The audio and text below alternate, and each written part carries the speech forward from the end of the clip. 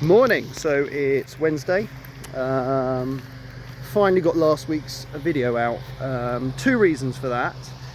Just show you actually just where we are with that.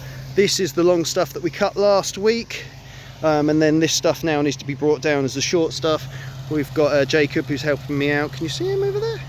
There he is. He's on the Timemaster for the first so he's going to be cutting all this down once he's finished doing that bit. So he helped me all last summer, mainly with hedging and stuff like that, but he's looking to do a bit more. So we've got him on the Timemaster. So yes, so last week I put the video out a little bit late.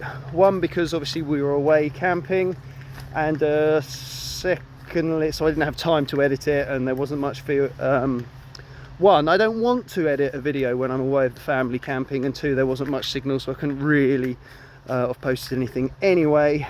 And then also, I do think telling people that you're going away for the weekend on the internet is not the savviest of ideas. So by putting it out when we're clearly back is just a better idea, really, on the whole.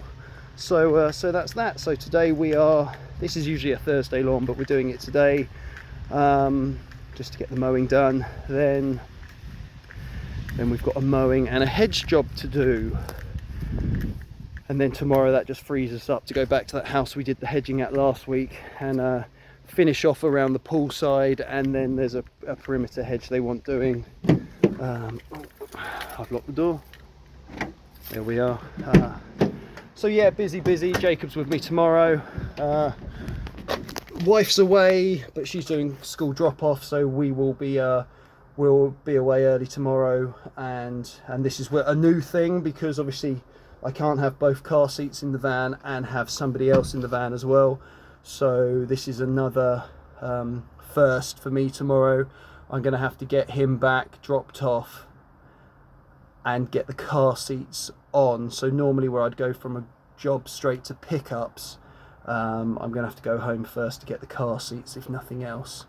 So yeah, it's a learning curve all the time, but they're curves that need to be learned. So Jacob's going to be doing the mowing today, so I'm just going to be strimming the bits around and stuff like that. Nice and easy. Hopefully we won't be here too long, and then on to the next one. So yeah, I'll see you later. Okay, so Jacob is doing his first day on the Timemaster. It's really his first time on a mower, other than maybe mowing his elderly neighbour's lawn or something along those lines. I'm trying to let him get on with it, to be honest. I've picked lawns that he can't really mess up or get too wrong, and I've shown him how to use it. I'm making sure he's safe, but I'm trying to let him just get on with it and not interfere too much. I think that's the problem when you're used to working on your own. It's very easy to interfere and go, no, it's like this, but you kind of need to find your own way in some respects. So anyway, he's in the back garden now. As I say, the front, you just cut it. There's no fancy stripes or anything. It's just making a longer grass short, although it's beginning to burn up in the summer anyway. But he hasn't necessarily missed any bits, and every time the wind blows, more leaves come down. Yeah, he's done certainly a good enough job for me, considering it's his first time, and a good enough job for the client as well, and that is the most important thing. So while he is doing that, I'm going to now just get on with some other jobs. Not that I am a gardener by any means, but the wisteria is crazily out of control, and you can't see out that window now, whether I get up there today or not. This has done its flowering for the year, so we'll generally give this up a tidy up cut this time of year, and I'll just try and make it a bit easier to get into the back. So just a few jobs like that, extra jobs, and this is the advantage of having someone with you. It just means I can just get on with ticking some of those things off while he does the mowing. Okay, so that property is all done. We're now on to the third property of the day. If you can hear the Timemaster's just coming in. So this was an area full of bluebells and looked really good, but that's all sort of died away now, so it's just all long stuff. So just put the Timemaster on the highest setting, side discharging, and just got the back open slightly. And yeah, Jacob's going to come around the corner. Okay, that sounded awful.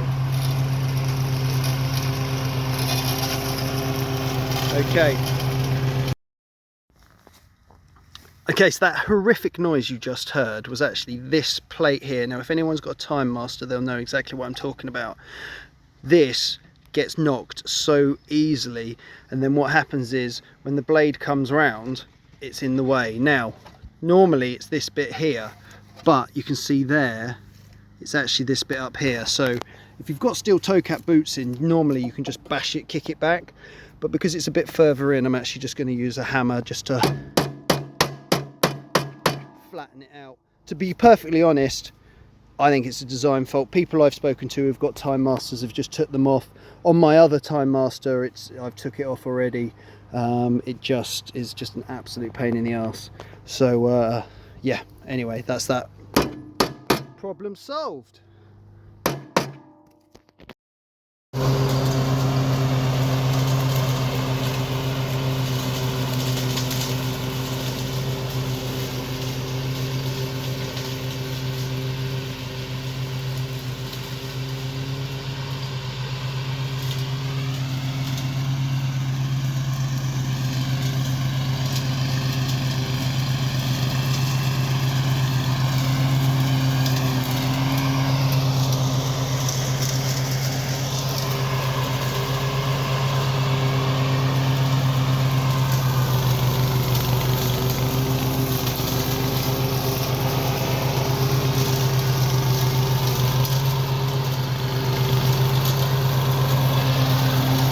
Okay, so Thursday, it's about 9:30, back at this property with the pool. As you remember last week, we only had time to do this one side, so we've done that. Just spoke to the client and he's asking for a good foot off, but actually the stragglers are probably about a foot. So what I've done is basically they want the view, they're not bothered about the pool, whether even they're going to keep it, so they just want more of a view of the fields below. So I've started just as a rough kind of guide to stick that in, just to sort of see where that is, and then we'll take it from there. We can always reduce it, but you can never add, so that's the plan for the moment. So roughly put in a new height there.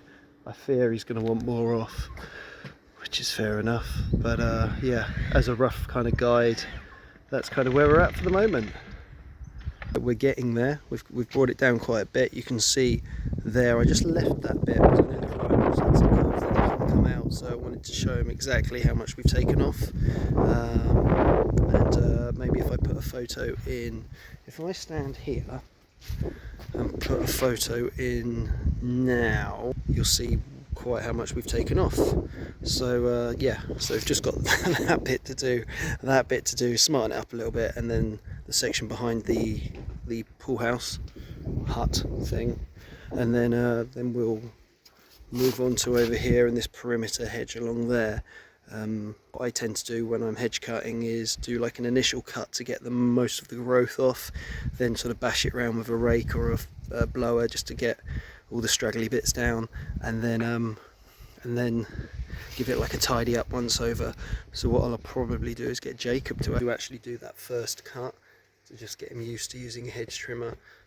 He's very green to the industry, shall we say, so I don't want to just hand him a hedge cutter and say go for it. You can't get it too wrong, because potentially you can, I suppose. And I'm not claiming to be an expert of hedge cutting by any means, but yeah, I'd like him to have a go on something a little bit rougher and something you can't mess up quite so bad. So yeah, that's where we're at. I think it's about 11 o'clock now, so we've been on that 2 hours. Yeah, got two cuts today, and then I've got a new client, which is going to be a really interesting one. I shall show you because it's newly turfed, and I've never seen anything like this. So stay tuned to see this crazy lawn. All done. Got a section up there which I really struggled to get to that final bit, because I had to put the extension pole on because I couldn't get in the corner. I had to have the ladder this side of the shed, the ladder that side of the shed, and then you've got the bushes on that side, so it's really difficult to get to it, but managed to do it. I'm just tidying up now, putting the dirt on the rubbish on the fire pit, and we've got Jacob having his first go of the hedge trimmer. As I say, you can't really mess that hedge up, so we'll let him persevere with it. It's just gone 2 o'clock now. The hedge is done, and just sort of tidied up this one a little bit, and here we've done the side of that, and I've just started with the top, just putting the edge in. So next week we'll probably work on the top a little bit more. So 2 more to go, or 2 more lawns to go. Mowing, one is just a usual weekly mow, and the other one is a first ever mow on a newly turfed lawn, which we didn't turf, and I will explain and show when I get there, because it's kind of weird. So this is a new lawn. I may have shown it, I may have not shown it, can't remember. It's a new lawn. I've done it for about 3 or 4 weeks now. It's getting a bit windy, so yeah, obviously there's a few dog stains, burn patches and stuff like that. I've not fed it yet because we've gone into the hot season, but basically all I'm doing now at the moment is just mowing it, getting some stripes in, and then in the autumn time we will address the thatch, the moss, overseed it, top dress it. You can see where the new patio is. I say new patio, newish patio. There's quite a low drop spot here. From here to, it drops right down, there you are. So from here to here there's quite a low spot, so it's, I don't know, it's probably a good 2 inches down there. So what we'll do is we'll level that up as well, and yeah. So but for the moment, what I have done is, to start with, is killed the weeds, sprayed for the weeds, a little bit of iron just to green it up where it could do. But yeah, until we do the maintenance, it kind of is what it is. But it's I've got, also what we're waiting on is all these trees are going to be cut in half, and that one I think is going, and that one at the back is going to be lifted, the canopy, and maybe some stuff over there as well. Certainly that's going back to the fence line, so that will open the lawn up, get a lot more air and light in here, and also reduce the amount of leaves during the autumn time. Okay, so essentially what we've got is a newly turfed lawn, but here is, you've just literally got 2 turfs which are just full of annual meadow grass, which is commonly known as like a weed grass, but it looks as though the whole turf is that. And then he's obviously staggered it just like you would do when you're staggering turf, so then you've ended up with this kind of staggered pattern like this, and essentially it's like, she had a garden around, and the gardener said, oh, you've got loads of weed grass in there, you might want to speak to the guy who laid it. And of course he's given her no response, is not talking to her about it, and is just literally down tools. And she was saying to me, is that acceptable? And it's just like, I've never been in this situation before, it's a bit weird. The people who sell, this is row lawn, which is like, I don't use it. It's probably the grass you'd get from a garden centre. Yeah. Now they've put on their website to kind of cover them, that they're realising that there's a lot of weed grass, annual meadow grass in their batches. So anyway, she's got a thing on the site this weekend, family round or whatever. So I've said, look, we'll just cut it down. Once we cut the seed heads off, it won't be quite so obvious. So anyway, that's where we're at with that.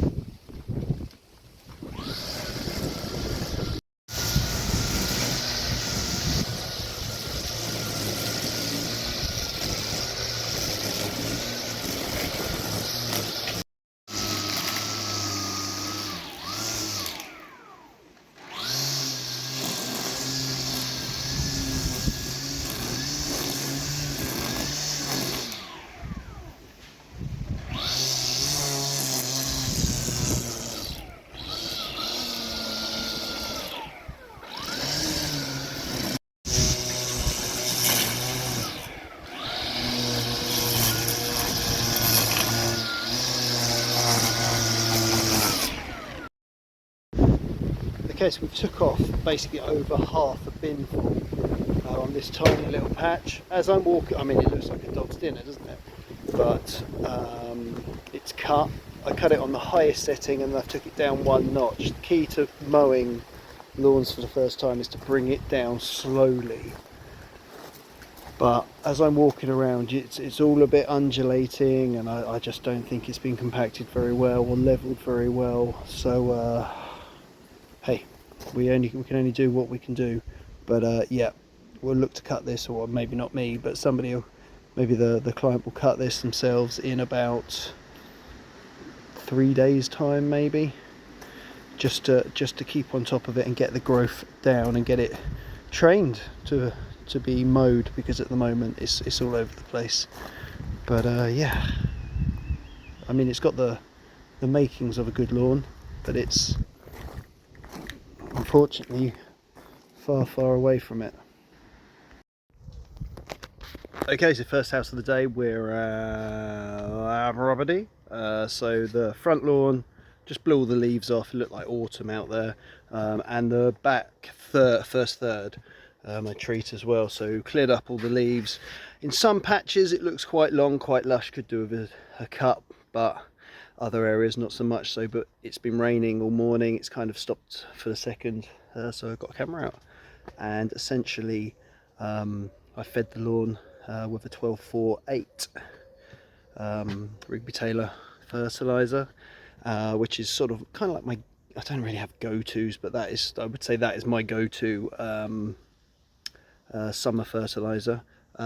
Here we are in the back garden now, so I'm not gonna mow, but there's a hedge that would have been done in the winter, but obviously the client was moving out and didn't see the benefit of it. But effectively, I don't know where the boundary is, but there's a wildlife fence here, so essentially this is the path going up to through the so there's like path all the way down from the house all the way to the sort of, I guess, the dump pile, which is behind there, but that's as much of it as you can get down, because this is well, a year and a half's growth. So normally what I do is I just sort of carefully take it back to the wildlife fence. It has come unpinned up here, so this, there it is, it has come unpinned, I noticed, so I need to sort of pull that back, pin it back up, but I haven't brought any pins, because if you look here, it does, it's a bit tidier. So anyway, so that's the job for the moment. I've just got the Ego, which seems to be pretty good for jobs like this, where it's a little bit rougher and a bit more hack it back. This is, I guess this is winter work, but I'm purely doing this because you can't walk down the path without getting one in the face, so to speak. Okay, so that makes it a little bit better. So that's a very rough cut, so what I'll do is just clear this up now, and I'm sure there'll be some stragglers down towards the ground, so then give it a final sort of, it's a problem because the wildlife fence isn't straight. They've just kind of like put it in around the established fence, the hedge, when it was already there, so all you can do is go up against it, really. So it's not ideal, but I mean, it's like right down the bottom of the garden. It just means you don't get slapped in the face when you walk down here, that's all. So quick clear up, that must have took 5 minutes, I think. So a quick clear up, and then a final sort of trim, and then actually that will be it for this property. Then we'll be on to the next one. I've also got a pickup today, so I've got a hard finish that I need to leave by, so I can't get too carried away. It's the sort of jobs that you get carried away with and go, oh, just do a bit more, and before you know it, you've created half an hour's worth of cleanup in 10 minutes of mowing. All done, as I say, with the kind of, there's a bit wavy, but that's because the wildlife fence is where it is, and without chopping that back and turning it into a massive job. But that's close enough, that's good enough. It means you can walk down the middle of the path, not get slapped in the face, so everyone's happy. So on to the next. It's just it's been overcast, it's sort of a bit of drizzle, then it stops, then it's like really hard for a couple of seconds or a couple of minutes, and then it stops, then it's drizzle again. So it's on and off with the rain, which is great because the ground really needs it. On the property next door, in the winter, I planted some laurel bushes front and back, I know the back ones have been watered in, so when I got them from the wholesaler recommended that during the summer, minimum of 1 bucket per week per bush of water. So I think because the back garden one, it's there, it's easy. I noticed as I was out the front dealing with some stuff on this property that actually the 5 or 6 I planted are looking really dry and wilting a little bit. So I guess it's out of sight, out of mind. So I did remind them last week that it does need watering, and I actually was going to go and do it, and she said no, it's fine, I'll do it. So I'll have to keep on with that.